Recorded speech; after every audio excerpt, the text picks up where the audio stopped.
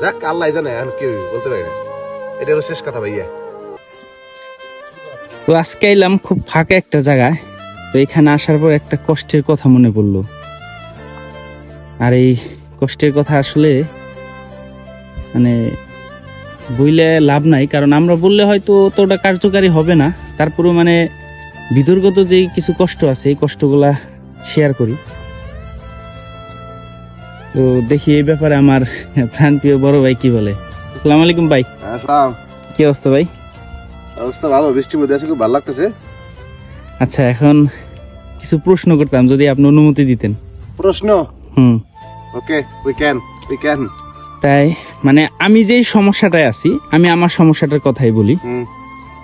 তা আমি মোটামুটি 10 মাস ফ্যামিলি নিয়ে ওমানে ছিলাম। তা যখন আমার ওমানে থাকাকালীন আমার বাচ্চা কনসেপ্ট হইলো। বাচ্চা কনসেপ্টের 5 মাস পরে আমি আমার ওয়াইফকে দেশে পাঠাই।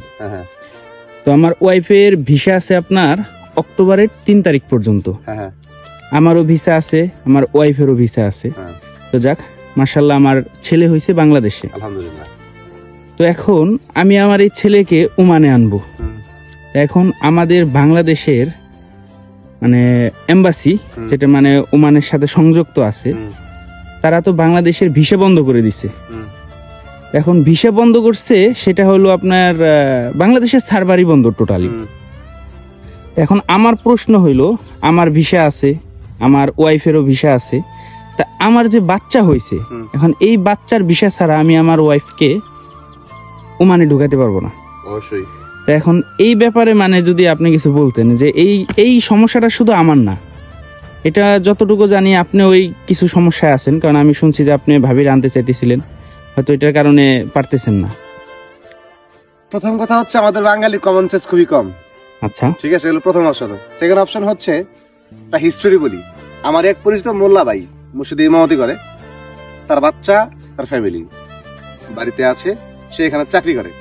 সেইখানে তার ফ্যামিলিকে আনবে বাংলাদেশ এম্বাসি, এখানকার আরোপি, এয়ারপোর্টের ইমিগ্রেশন পর্যন্ত যা বাকি ছিল সব শেষ। এখন বাকি আছে একটা রাস্তা, সেটা কি লয়ারদের মামলা করা।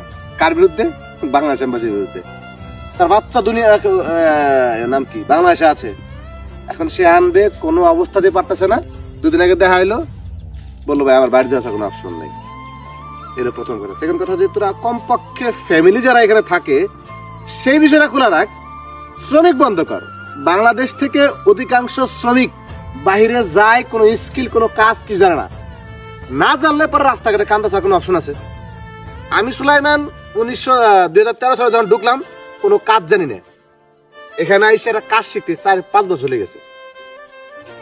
অধিকাংশ মানুষ বাংলাদেশ থেকে আসে কাজ না জানা অবস্থায়, পরে এসে কি করবে? উল্টে পাল্টা 2 নম্বরই কাজ কাম করবে। আর 2 নম্বরই কাজ কাম করে দোষ পরে আমাকে উপরে।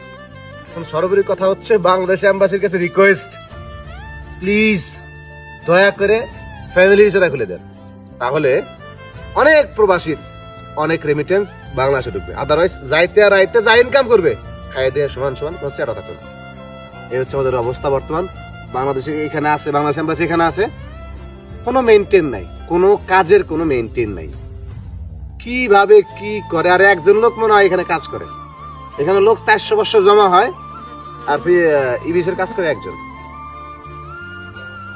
যাক আল্লাহ জানে, এখন কি বলতে পারি না। এটা হলো শেষ কথা ভাইয়া।